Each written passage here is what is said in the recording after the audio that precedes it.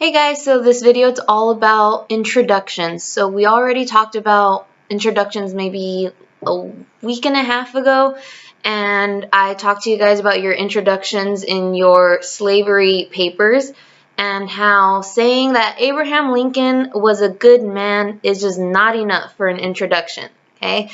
It's not going to make your reader interested in your writing, okay? You want to hook your reader. How do you hook your reader? There are many different ways, okay? That day I told you you can write down a quick short joke about your topic. You can start with an interesting fact, okay? So I made a poster that has a few different options that you can start an essay with. So you have to remember who is your audience and what are you writing about, okay? So if I were to grab a paper that says the only thing the introduction says is Abraham Lincoln was a good man, that reader better really be interested in Abraham Lincoln, or else they're not really going to be interested in your paper. So you have to consider who do you want to read your paper.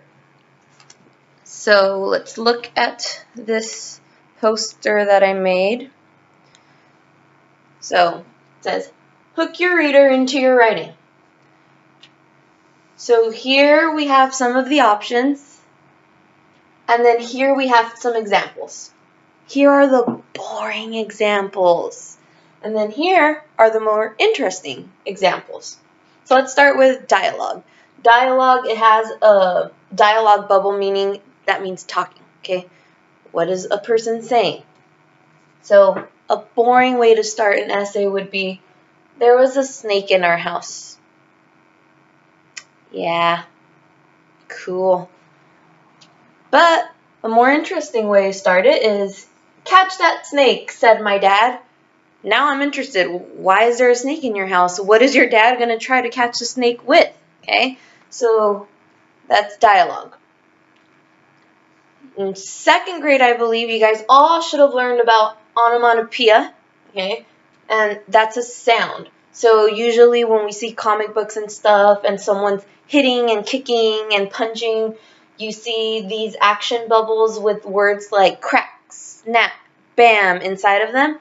Okay, you can start an essay with something like that. So here's the boring way. There was a loud storm last night. All right, so there was a storm.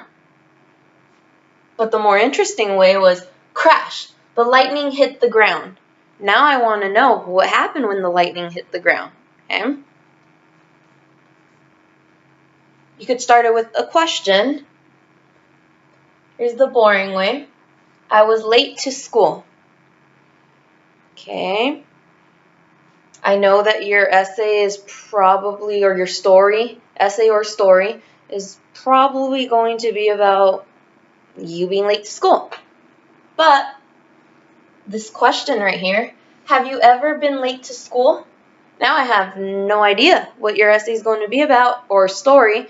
Now I'm kind of curious. Is it going to be about the times that you were late to school? Are you going to write a funny story? Are you going to write an essay telling people how important it is to get to school? Okay. And then we have fact. Okay.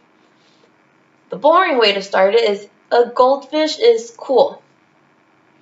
Well, what if I don't think a goldfish is cool? Reading that in your essay, if that's the first thing I read in your story or in your essay, I'm like, well, I don't think that. So, okay. But an interesting way to start it is, a goldfish has a memory span of 3 seconds. That's something I didn't know. So now that I read that, I might be interested in reading your writing. Because now I didn't know that. Now I want to know more about goldfish that I didn't know before. And then feeling and emotions. Boring. Dogs are great animals. I mean, many people do think that, but okay. Why? Now, interesting. Dogs bring so much happiness to a human's life. So now I feel something in here. Seeing how a dog brings happiness to a human, I feel it right here when I read that. So other people might feel the same way. So when you pick one of these to start your stories or your essays with, think about what you're writing about and who you would want to read your essay, okay? Yes, I'm going to read them, but pretend that there are other people out there that are going to read them, okay? Maybe one day Miss Ponce is going to walk in and say, hey, I want to read the essays that you guys have been working on, okay? What if one day the district asked me to send in some examples of your writing, okay? We never know who is going to read your writing. What if one day Miss Wheeler says, hey, do you want to switch essays so that the students can read each other's essays? We never know, okay? So other ways that you can start a story or an essay, you can start by describing the setting. So one way to do this would be, it was a dark and stormy night, instead of just saying it was nighttime. That's boring. Flashback. A flashback is when you think back to something that happened in the past. So you can say something like we were writing about slavery.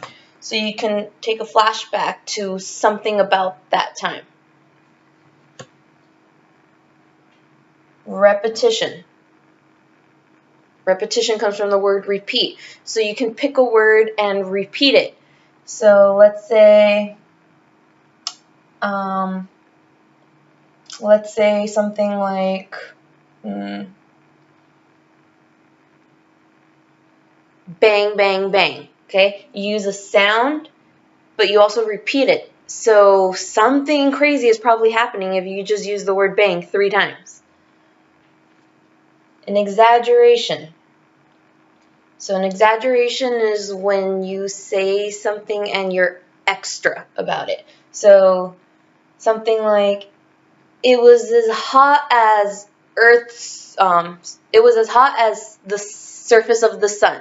Okay? If you're starting a story or an essay about the desert or about you going to somewhere hot.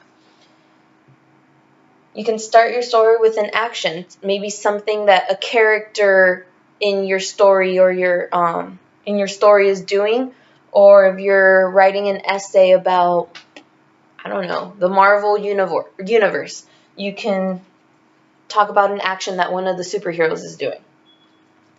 And inner dialogue. Inner dialogue is another way of saying thinking.